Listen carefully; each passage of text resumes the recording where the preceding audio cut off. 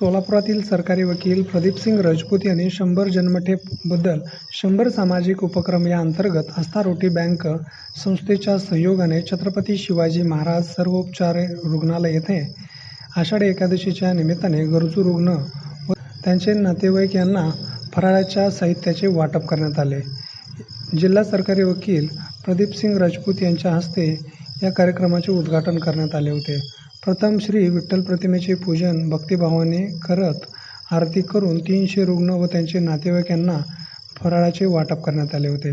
सदर कार्यक्रमावेळी नगरसेवक बाबा मिस्त्री, ॲडव्होकेट भानुदास कोळी, संस्थेचे मार्गदर्शक राजू हौशेट्टी, अध्यक्ष विजय चंचुरे, तुषार आवजे, पुष्कराज पुकाळे, अविनाश माचरला, बस्सू कोळी, ज्योत्स्ना सोलापूरकर, नीता आकुडे, संपदा जोशी, संगीता चंचुरे, मीना गायकवाड, सुवर्णा पाटील यांची उपस्थिती होती।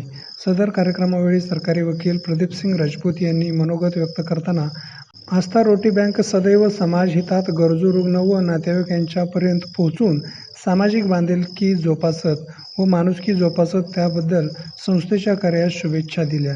या कार्यक्रमात प्रमुख पाहुणे बोलावून माझ्या हस्ते फराळ वाटप केल्याबद्दल त्यांनी आभार व्यक्त केले होते।